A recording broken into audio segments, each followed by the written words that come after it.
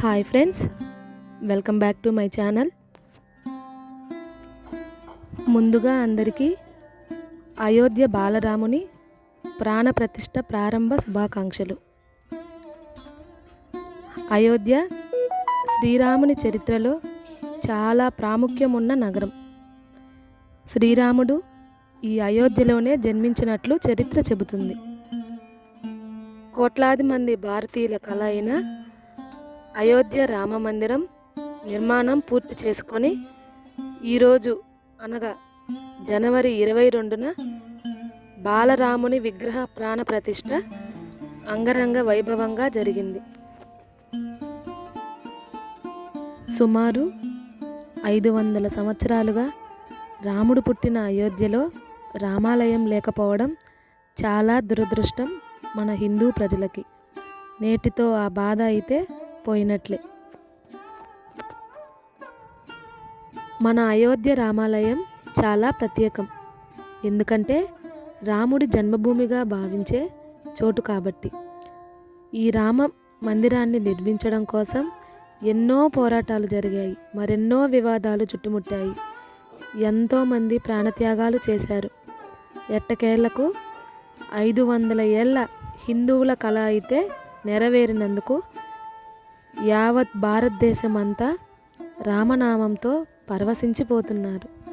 పట్టరాని ఆనందంలో మన భారతదేశం అంతా సంబరాలు చేసుకుంటున్నారు. ఈ జనరేషన్ వాళ్ళైతే చాలా లక్కీ. ఎందుకంటే ఇంత అద్భుతమైన ఘట్టాన్ని మనం చూసినందుకు. మన తరతరాల వాళ్ళు చూడనిది మనం చూసాం. వాళ్ళందరూ ఫైట్ చేసి ఈ అద్భుత ఘట్టాన్ని అయితే మనమున్న జనరేషన్కి చూసేలా చేశారు. Really salute.